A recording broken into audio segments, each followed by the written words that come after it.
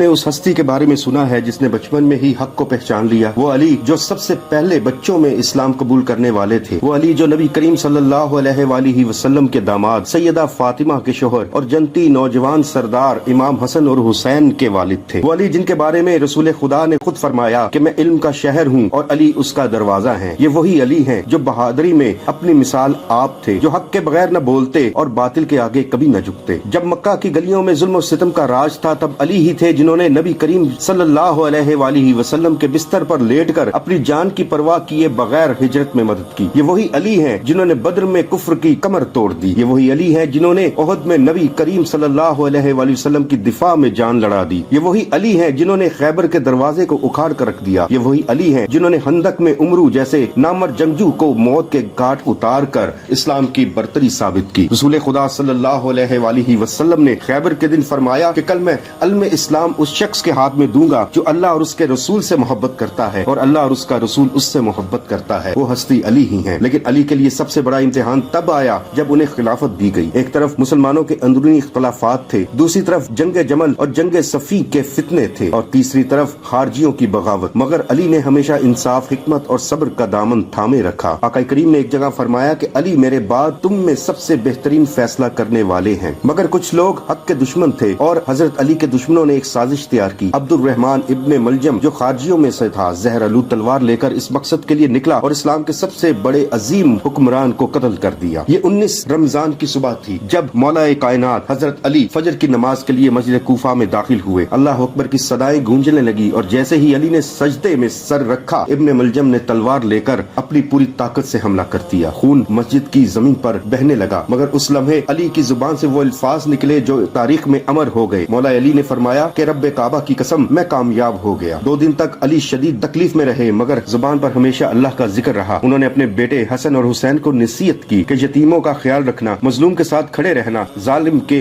खिलाफ आवाज बुलंद रखना और हमेशा हक और इंसाफ का दामन थामे रखना। रसूल खुदा ने फरमाया था कि जिसका मैं मौला हूँ उसका अली भी मौला है। हजरत अली की शहादत इस्लामी तारीख का एक अलमनाक बाब है। मगर सवाल ये है कि हमने उनके असूलों से क्या सीखा? क्या आज भी अली के इंसाफ, हिकमत और बहादुरी के असूलों पर हम चल रहे हैं? क्या हम मजलूमों के साथ खड़े हैं? क्या हम यतीमों और मस्कीनों का हक अदा करते हैं? अगर अली आज होते तो क्या हम उनके साथ होते या उनके खिलाफ होते? आका करीम ने फरमाया कि अली हक के साथ है और हक अली के साथ है। तो दुआ है कि ए अल्लाह हमें हजरत अली के नक्शे कदम पर चलने की तौफीक अता फरमा। हमें फिरका वारियत, जुल्म और नाइंसाफी से बचा और हमें वो इल्म, वो तकवा, वो जुर्रत अता फरमा जो मौला अली की मिराज थी। अली को सजदे में ज़रबत लगाई यानी अली हनैन और बद्र में मारा नहीं गया तुमसे। तो जब गर्दनें झुकी हों तो सर काटते हैं लोग, झुकता नहीं वो सर जो सदा सरफराज हो। सर काटना अली का तो मुमकिन ही नहीं था, सर काटना अली का तो मुमकिन नहीं था। कातिल भी मुंतजिर था कि वक्त नमाज हो।